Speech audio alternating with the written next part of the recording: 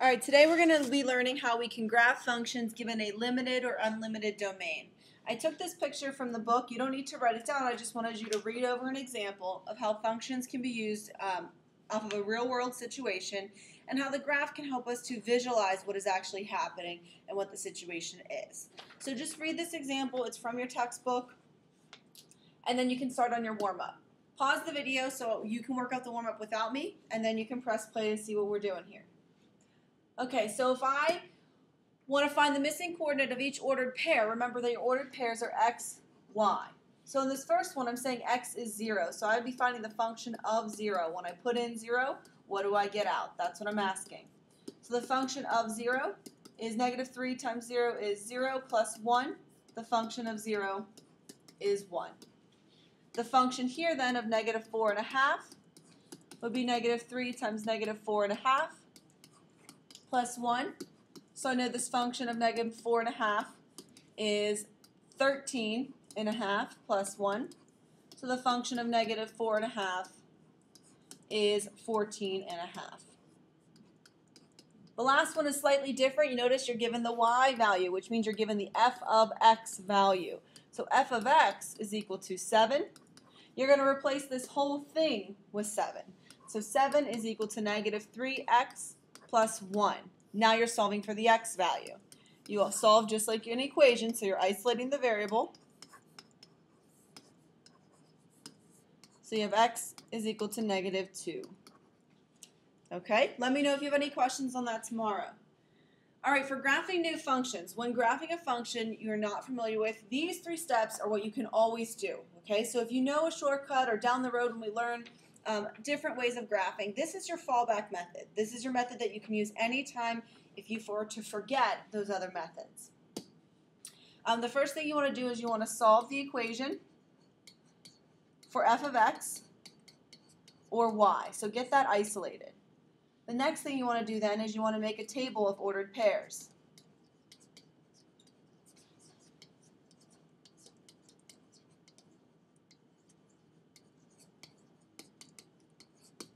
And the last thing then, you're ready to plot your points.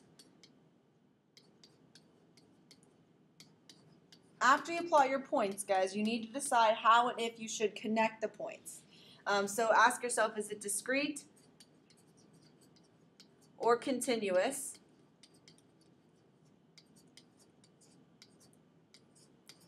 And should it be a straight line or curved line, or curved, we should say, not a line, because a line isn't curved, but should it be straight or curved? So these are things that you want to think about with the data that you're analyzing. Okay, so for this first one, I left some of my work up there. I wanted to hide this. Oh well. For this first one, I want you to plot f of x equals 3x minus 2 over the domain negative 1, 0, 1, 2, and 3. So notice, guys, your step 1 is to solve for f of x. Here, f of x is already isolated. The second step is to create a table. So I'm going to make an xy table. And I'm going to use this equation. When they give you the domain, this is what goes in as your x values. Okay? If they don't give you the domain, you're going to have to choose them. But since we have it, you're just going to put in negative 1, 0, 1, 2, and 3. Now guys, if you don't show me work for your y value, if you get them correct, I can give you credit, but if you don't get them correct, I don't know where you made a mistake. So please show me your work. The first thing I would do is do 3 times negative 1 minus 2. So I'm plugging in negative 1 into this equation. 3 times negative 1 is negative 3 minus 2 is negative 5. So I'm putting negative 5 in my table. If you want to pause the video, go ahead and work out the other ones. I already have them written for me just for sake of time. So 0 goes to negative 2. 1 goes to negative 1. I'm sorry, 1 goes to a positive 1. 2 goes to a 4. And 3 goes to 7. Once you have your table, guys, you can determine where you want to put your x and y axis on your graph. You want to make sure you see all of these points. So take a look. We have some negatives. We also have some positive values. I want to be able to see all of that in my graph. If you have a straight edge, you should use it to make nice straight lines. You should definitely use graph paper so that your lines can at least follow the lines on the paper as well.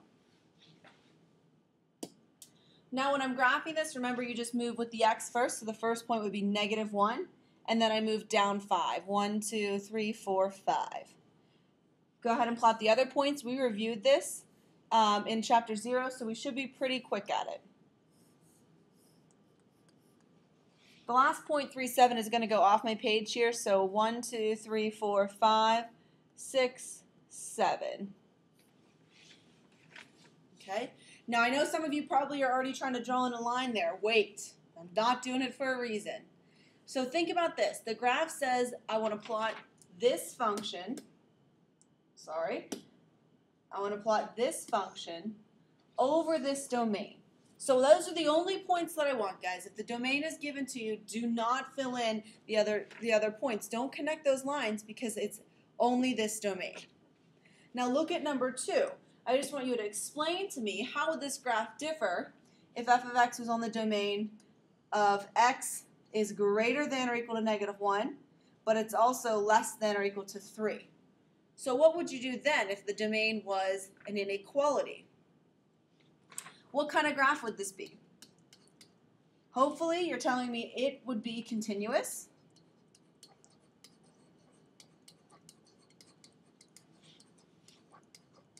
But it has endpoints. So it would be continuous with endpoints. So it wouldn't quite be a line. It would actually be a line segment. We would stop and start at a point here. But they would be connected. Okay? Whereas number 3, okay, how would this graph be different then if f of x was in the domain of, here's that double bar r, or that cursive r, which means all real numbers. So now if I tell you the domain can be all real numbers, how would you graph this? Now it would be a line. It would go on forever in both directions. So remember, make sure you tell me it goes on forever in both directions.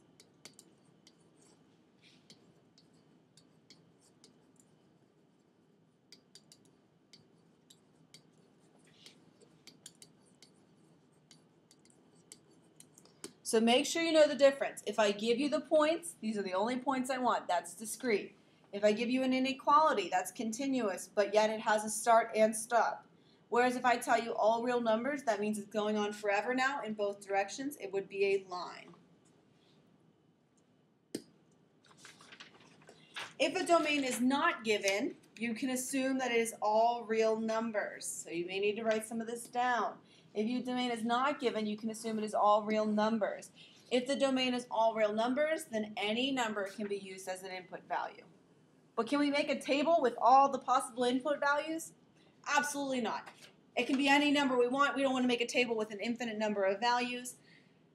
So we would want to choose just a couple. Okay? If any number can be the input, how many outputs would you have? An infinite amount. Right? We can put in 0, 1, 2, 3, 4, 5, 6, 7, 8, 9, 10, all the way up to 1,000 or 1,000,000 or infinity. And then don't forget, we could also put in the decimals and the fractions as well. How can we show this on a graph? If you have an infinite number of answers, you can put in all real numbers, and you're going to get out an infinite number of outputs. Hopefully you're telling me it's a line, and make sure with a line you have arrows on the end. So you have to show me that it goes on forever. The arrows are what matter, okay? Make sure you tell me with arrows on the end.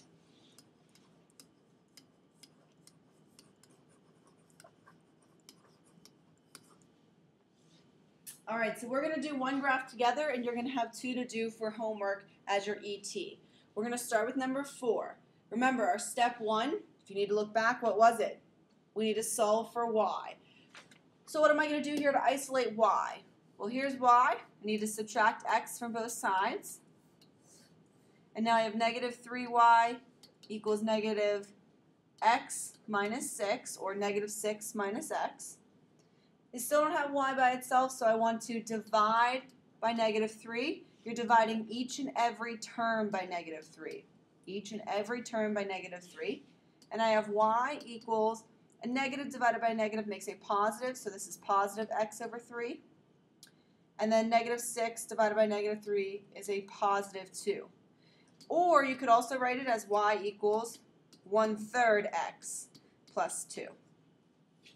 Now that you have your y isolated, you're going to set up a table. You don't have a given domain, so how do I decide what's going to be my x values?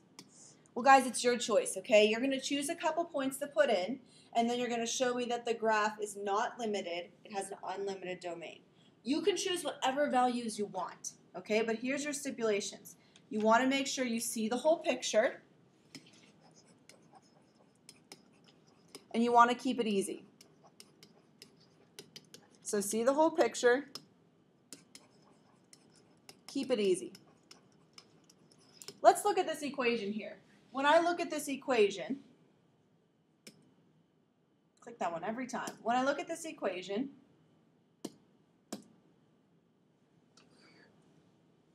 what am I doing to x?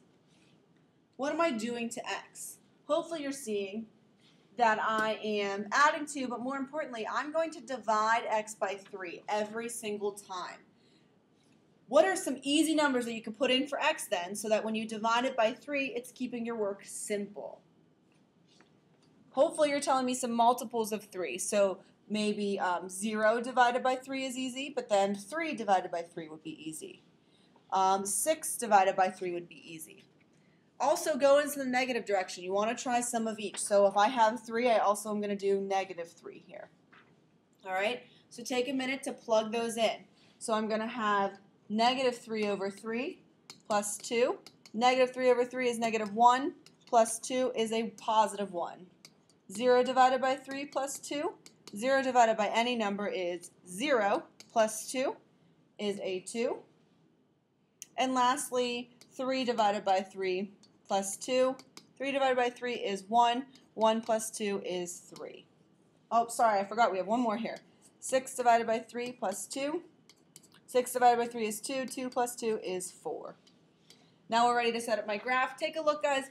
I want less negatives here. I really want more positives. So I'm going to maybe knock this over to move it slightly over to the left so that I have more room to the right.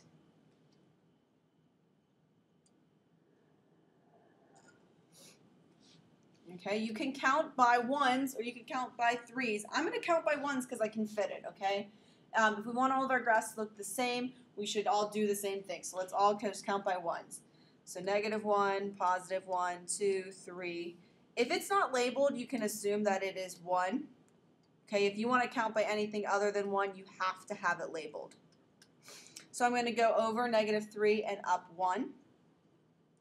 Then I'm going over 0 and up 2. Then I'm going over to the right 3 and up 3. And over to the right 6. And up 4. Last, guys, you have to decide, are you connecting these points? Is it continuous or discrete? Here, my domain was not limited, so we do want to connect it. I'm going to use this nice little tool that gives me a straight line with arrows. Make sure that you also have a straight line with arrows. And guys, don't draw me some little tiny line that I can't even see. I'm going to make mine thicker just to prove a point here. There we go. I want to be able to see the arrows, and it should also go all the way off the grid. Okay? So if you need to, exaggerate these arrows and take it all the way to the ends of the grid. Okay? Not just a tiny little line. All right, your ET then for tonight is to do the other two. So you have 5 and 6. Make sure you see the whole picture. And guys, think about these before you graph them. Think about maybe if you have an idea of what shape you're going to see. We're not only graphing lines here. All right, I will see you tomorrow in class.